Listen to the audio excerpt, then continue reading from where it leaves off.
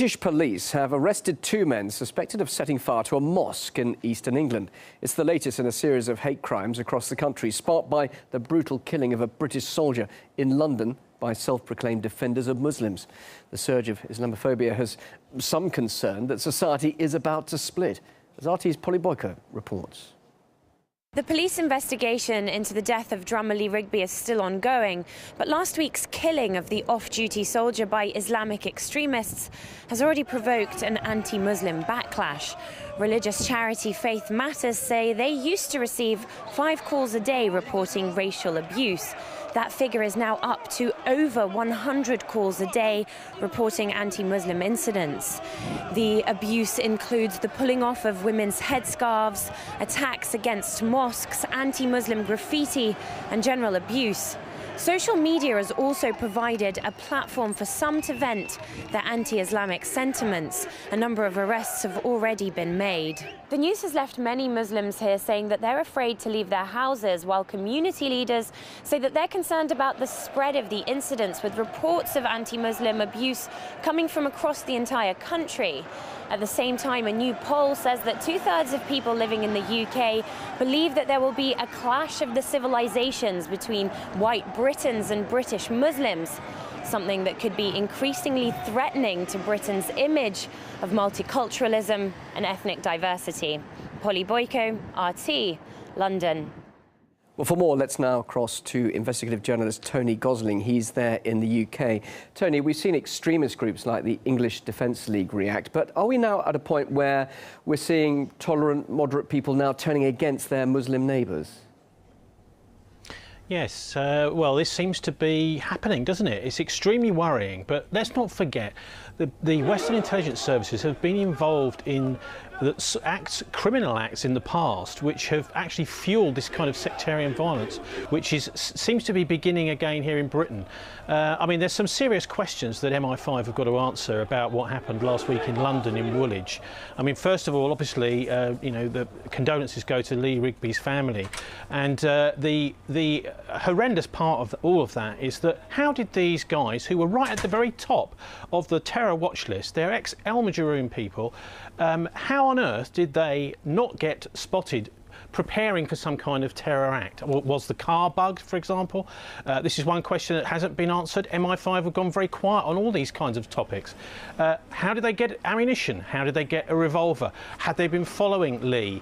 These kinds of questions. I mean, they've got something like 4,000 staff, MI5, and if they can't keep an eye on the people who are at the very top of the watch list, then there needs to be a real shake-up, and heads need to roll there. And the UK Home Secretary, though, has said there needs now to be a look at the Communications Data Act. Stronger powers of surveillance. That is necessary now, isn't it? Because if you did have those stronger powers of surveillance, then those guys may not have slipped through the net. Well, they would say that, wouldn't they? No, I don't think this is the right thing to be doing at all. We need to actually have a look at who is to blame here. MI5's job is to stop people like this committing acts like this, and they haven't done it. And this isn't the first time. If we go back to the London bombings of 2005, you might remember that MI5 had been following these guys around as well. Now, all fair play to them if they can stop some plots taking place. But these guys were really at the top of the list. And if they can't stop these people, then what are they there for? You go back even to the 90s and the Bishopsgate bomb. We now know that MI5 were following the IRA around for days and in the months with this bomb beforehand, and yet still allowed them to blow it up. So you know, the oversight of the security services really needs to be looked at, and I think we need to have some serious changes in the way it runs. The other thing is the oversight.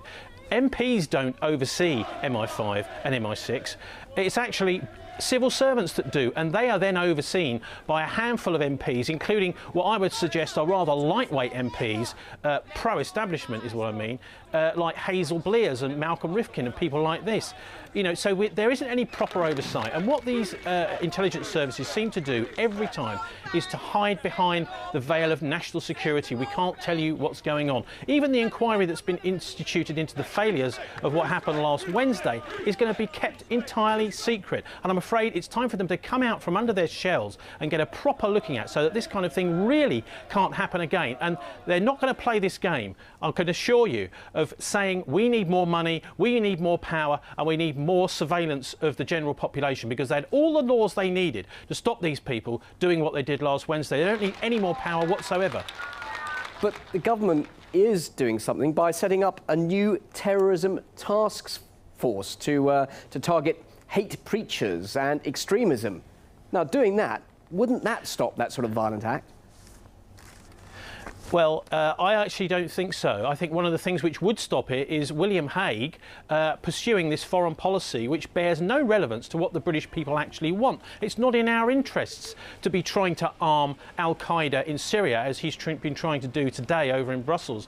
Thankfully, most of the rest of Europe thinks it's a ridiculous concept and is not going to let him do it. But we need to have politicians that actually represent what we say rather than business interests. Let's not forget, back in the 1990s, MI5 was actually courting business interests, saying, would you like HSBC, would you like us to come and spy for you, to give you information from our files? They were also saying the same to BAE Systems, one of the biggest arms manufacturers in the world.